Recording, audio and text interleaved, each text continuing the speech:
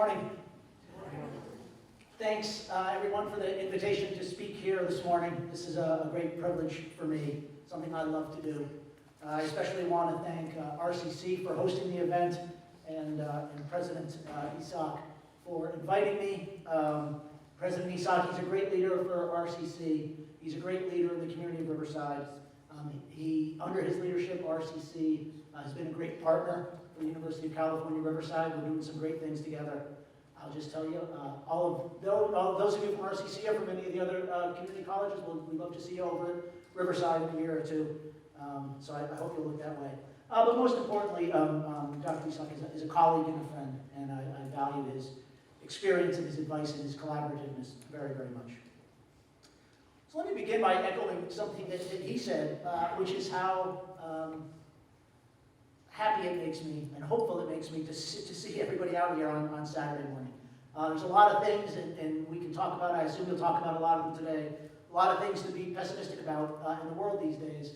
But there's always signs of hope, and this many young people spending their time, spending their Saturday, really working hard on these issues is cause for hope. Your dedication is impressive, and you'll do great things with it. We have a lot in common, despite the fact that I'm a great deal older than all of you. I went to college at age 18, wanting to study international affairs. The Cold War was on. We were still talking about blowing up the world, us, the United States and the Soviet Union. And I wanted to study international affairs. And other than dabbling briefly and unwisely with pre-med, I never looked back. It's what I've been doing ever since. And it's been a wonderful career, and I'll say a little bit about why that is.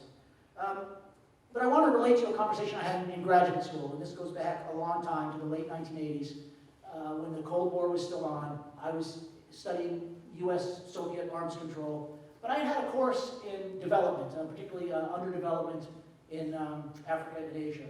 And I had a friend, a guy named Jim Sickmeyer, who was completely focused on that topic, on development in what at that time we called the Third World. And I said, Jim, it's got to be so depressing to you, frustrating to you, to work on a topic that never gets any better and is never going to get any better. And he said, he looked at me, he laughed, and he said, you know, why are you talking about me? You studied the Cold War, right? That's completely intractable. It's always been with us. It's always going to be with us. So why are you talking about me studying problems that can't be solved? And I said, point taken, Jim. You're right. We're both hopeless. We're both studying problems that aren't going to get any better. And of course, having agreed on that, we were both completely wrong. Within a couple of years, the Berlin Wall had come down. A couple of years after that, the Soviet Union collapsed, and the Cold War was over.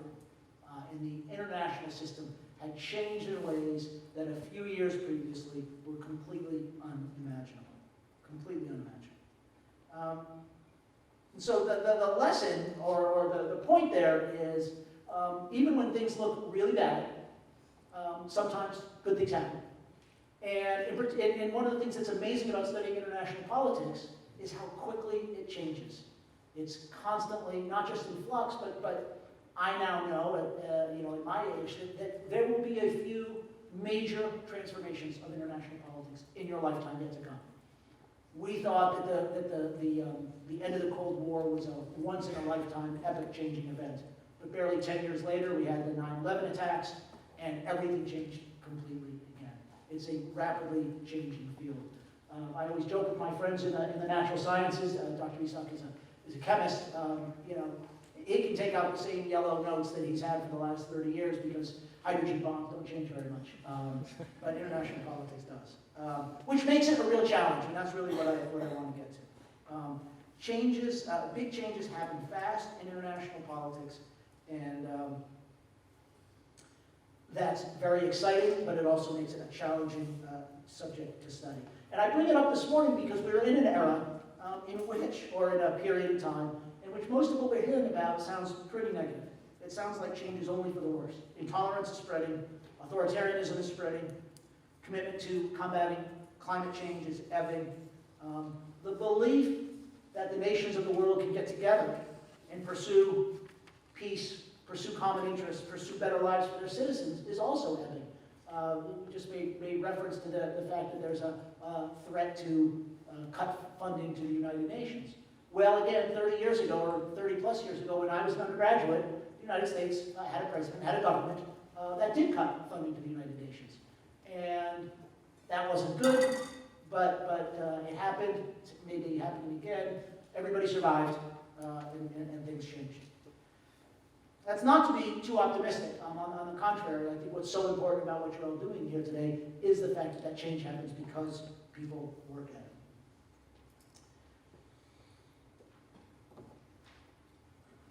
So the point I want to make, again, is that things can get better.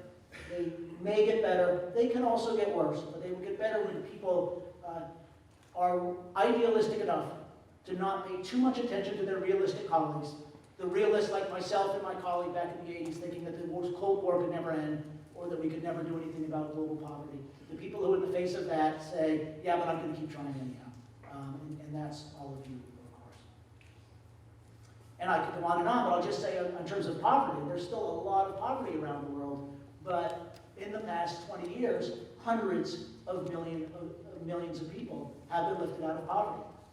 Probably 600 million people in China alone have been lifted out of poverty over the last 20 or 25 years. So there's much more work to be done, but it's truly transformational. And the United Nations, regardless of what anybody might say, is as relevant now as ever. It is not a panacea. It will not solve all of our problems. We can't just come together and vote on some things in the General Assembly and have the great powers of the world listen and do what they say. That's not likely to happen, nor is it likely that either the General Assembly or the Security Council is ever really going to agree on the toughest issues. Those issues are tough issues for a reason, and if they were easy to solve, they would have been solved a long time ago. But the United Nations continues to be absolutely crucial as a forum.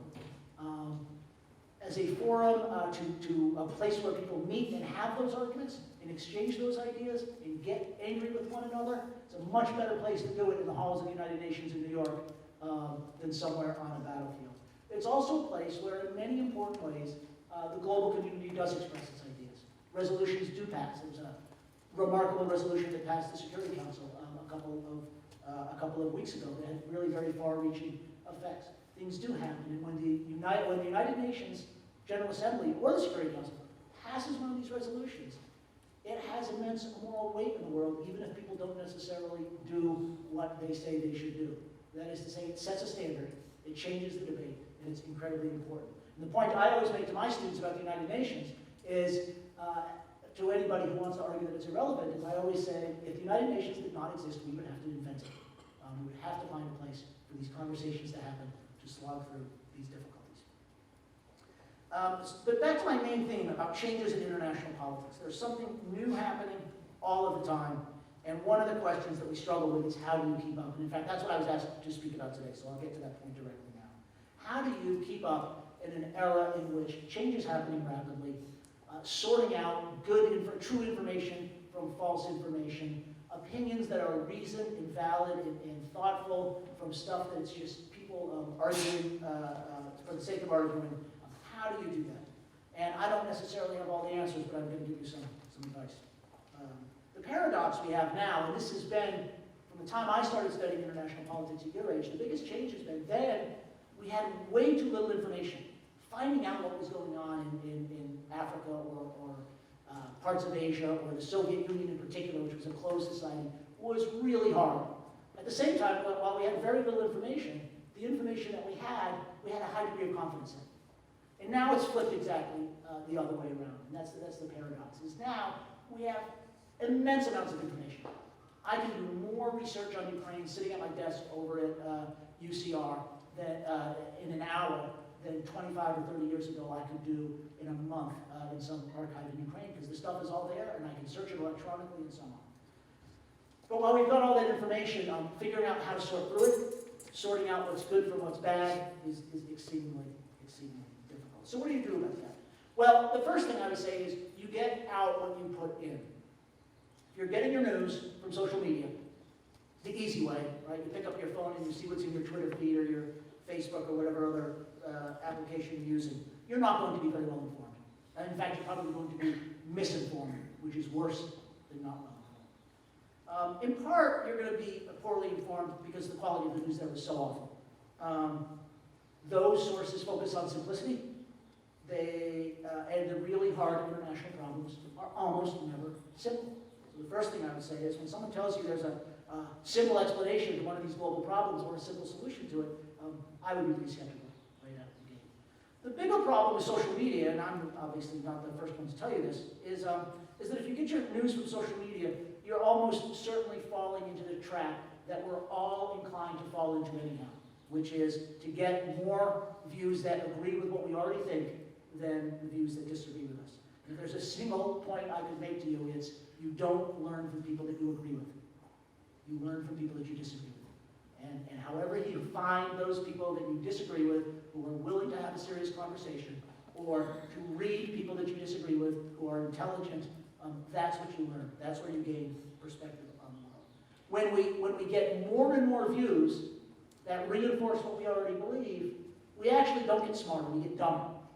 And the reason I say we get dumber is we end up with increased confidence in things over which we may believe, we may think they're true, but we should retain some level of uncertainty. And the more and more, there's tons of psychological research on this, we tend to believe the things we believe with more certainty than we should, and when we read more and more of the same stuff, it just increases our level of certainty. So sometimes the point is not only what you believe or what you don't believe, but how open you are to new evidence that it may be not quite correct. And the more the same stuff we read, the less likely that is to happen. So the search is not only for news and analysis and scholarship that is objective, whatever that means, and of high quality, but it's also a search for perspectives that are different from your own, or that are sufficiently different from your own that you're actually going to learn something. You can say, I hadn't thought that.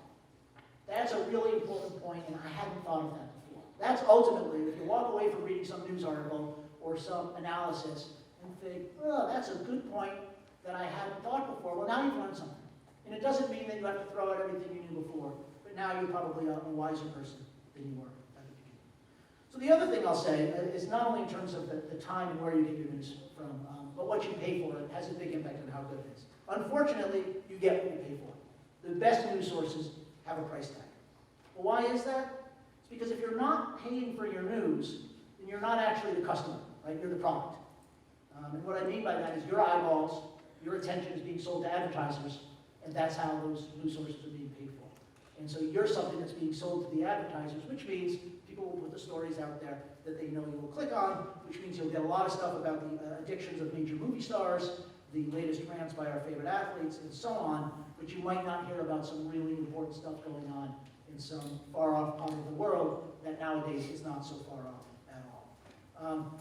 We're still, though, again, because of the way that these systems work now, is you get put back into a bubble. And this now is a bubble built by Google's search algorithms, which, even if you're on a website, a news website, a good news website, will tend to put stories in front of you that they think you want to click on. So you actually have to now make a positive effort to go find different kinds of stuff because the algorithms are not doing it for you. So what are the best sources that you can pay for? And I know that many of us struggle to pay for basic things, let alone these things. I was saying this to Dr. Ishaq recently. I'm a big fan of The Economist, which is a magazine that comes out of London. I don't make any money from The Economist. In fact, I send them a check a couple times a year. But that's what I spend my money on, so I just thought I'd tell you that. It's expensive. The quality is just outstanding. It covers the entire planet. The analysis is for serious thinkers, college-educated people like yourselves. It's very good. It's very expensive. It's worth a trip to the library if you can't afford it. It's called The Economist. The New York Times, quite good. Wall Street Journal. The Economist is liberal in the European sense, which means it tends to be free market and civil liberty oriented. The New York Times is liberal in the American sense. It tends to be more in favor of government intervention. The Wall Street Journal is conservative in the American sense. They're all very good, and there are others. But there are some very good free sources as well. And these very good free sources are free to us because somebody else is paying. So the Associated Press. You can go online and get the Associated Press website. There's a lot of news there. And basically who's paying for it is the New York Times and the Washington Post and so on. The BBC, the British Broadcasting Company. They've got television, they've got a great website. I would say not as good as it used to be because they too are scrambling for more viewers, but they're paid for by the British taxpayers. Reuters, again, another one that is paid for by other news services and so can be free to us. Al Jazeera, paid for by a government. Great to get a different perspective on things, and they've invested money in a huge amount of global coverage. National Public Radio and PBS in this country. Excellent sources. Depending on where you are on the political spectrum, you may find you disagree with them, which again is a good thing. But how do you know? There's not a simple answer to that. As you go down the road and you encounter new sources, how do you know? The answer, simply, first of all, is to be skeptical. That's what any good scholar does, especially a scholar of international affairs. Be skeptical. Don't be lazy. Work to think of things and to look and sniff out, is this really legitimate? My daughter emailed me something yesterday about a couple of hockey players doing crazy things. And she said, is this real? And I did a little bit of research, and it wasn't. But it took me taking 5 minutes to find out whether something was true or not. You've got to put in the effort. Sniff out the balloon. But the other thing I would say is read foreign news sources where you can. There are many of them from around the world in English. There's Spiegel, which is a German news magazine, has an English language website, which is fantastic. You don't necessarily just get different opinions when you get sources from different countries, but you get different coverage. You get a different sense of, in the case of Der Spiegel, what is it that people in Germany think are the top 5 stories? What is it that they're covering? And you can do the same thing with English language websites from news sources all over the world. A different sense of what is important and what is not. It's the best thing I would say to do if you can. Learn a foreign language, study abroad, walk in somebody else's shoes for a while, and you will come back with a very different perspective. In my case, I lived in Ukraine for a year. Not only did I understand Ukraine better than I ever could reading all the books in the world, but I understood the United States much better when I spent time standing outside looking at it from the outside rather than living within. So let me just finish by reiterating a big point, which is it takes a lot of effort to be really well informed, but obviously I'm almost literally preaching to the choir. That is to say, you wouldn't be here this morning if you weren't highly motivated. The world needs engaged thinkers now as much as ever. The opportunities for people like you who understand the world and take the time to really become experts and critical thinkers and nuanced thinkers, those opportunities have never been greater. The need has never been greater. So I will close wishing you great success in your work today, thanking you for your dedication to the crucial topics, and wishing you all success in your future careers. Thank you.